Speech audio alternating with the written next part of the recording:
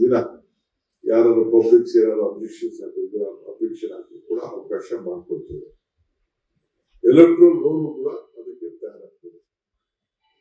ಈ electoral roll ತಯಾರು ಮಾಡೋ ಸಂದರ್ಭದಲ್ಲಿ ನೀವು ನಿಮ್ಮ ಅಸೆಂಬ್ಲಿ ಕ್ಷೇತ್ರದಲ್ಲಿ, ನಿಮ್ಮ ವಾರ್ಡ್ ಅಲ್ಲಿ, ನಿಮ್ಮ ಬೂತ್ ಅಲ್ಲಿ ನಿಂತ್ಕೊಂಡು ಹೀಗೆ ನೀವೆಲ್ಲ ಇದನ್ನ ಸಿದ್ಧತೆ ಮಾಡ್ಕೋಬೇಕು.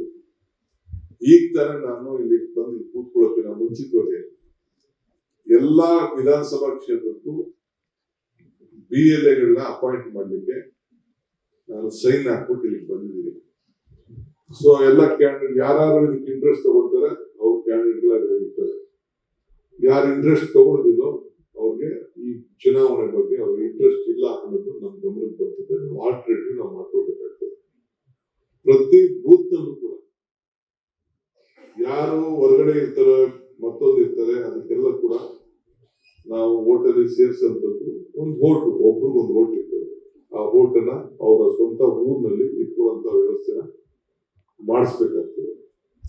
ಈ ಮಧ್ಯದಲ್ಲಿ ನಮ್ಮ ಪಕ್ಷ ಈ ಸೆನ್ಸಸ್ ವಿಚಾರದಲ್ಲಿ ಬ್ಯಾಕ್ವರ್ಡ್ ಕ್ಲಾಸ್ ಒಂದು ಸೆನ್ಸಸ್ ಮಾಡಿ ಇದು ಕೂಡ ಒಂದು ತೀರ್ಮಾನ ಮಾಡಿದ್ದೇವೆ. ನಮ್ಮ ಸರ್ಕಾರ ಪಕ್ಷ ಕೂಡ ಒಂದು ಅಭಿಪ್ರಾಯ ಬಂತು. 10 ವರ್ಷದ್ದು ಅದು ವಿಚಾರ ನೀವು ಹೊಸದಾಗೆ ಮಾಡಬೇಕು ಅಂತ ಹೇಳಿ ನಾವೆಲ್ಲ ಒತ್ತಾಯ ಮಾಡಿದ್ರು.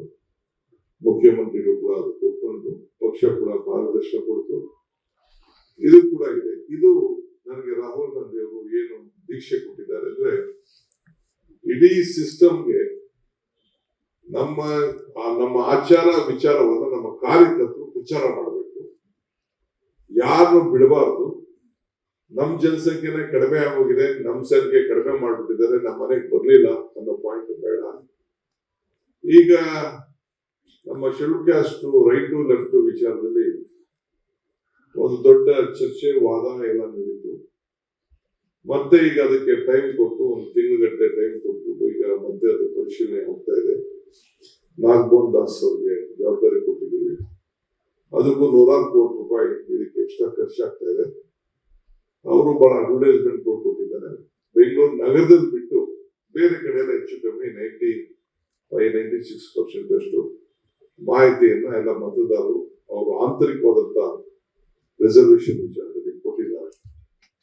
ಬಟ್ ಇದು ಬ್ಯಾಕ್ವರ್ಡ್ ಕ್ಲಾಸ್ ಏನಿದೆ, ಯಾವುದೇ ಜಾತಿ ಇರಲಿ, ಬ್ಯಾಕ್ವರ್ಡ್ ಕ್ಲಾಸ್ ಇರಲಿ, ಜನರಲ್ ಇರಲಿ, ಎಲ್ಲರೂ ಕೂಡ ಅವರವ್ರ ಮನೆಗಳಿಗೆ ಹೋಗ್ಲಿಕ್ಕೆ, ಎಲ್ಲರೂ ಕೂಡ ಅವರವ್ರ ಹೆಸರುಗಳನ್ನ ಬಳಸ್ಕೊಳ್ಳಿಕ್ಕೆ ಒಂದು ಅವಕಾಶ ಇವತ್ತು ಇದೆ.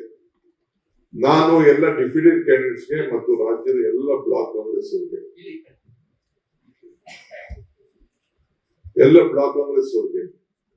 ಹಿಂದೆ ಏನು ನಮ್ಮ ಜಯಪ್ರಕಾಶ್ ಹೆಗಡೆ ಅವರ ನೇತೃತ್ವದಲ್ಲಿ ಒಂದು ಪುಸ್ತಕ ಏನು ಒಂದು ರಿಪೋರ್ಟ್ ಮಾಡಿದ್ರು, ಆ ರಿಪೋರ್ಟ್ ಪುಸ್ತಕ ನಾನು ಕಳಿಸ್ಕೊಟ್ಟಿದ್ದೀನಿ. ಇನ್ನೊಂದು ಡ್ರೈವ್ ಬೇಕಾದ್ರೆ ನಾನು ಕಳಿಸ್ಕೊಡ್ತೀನಿ.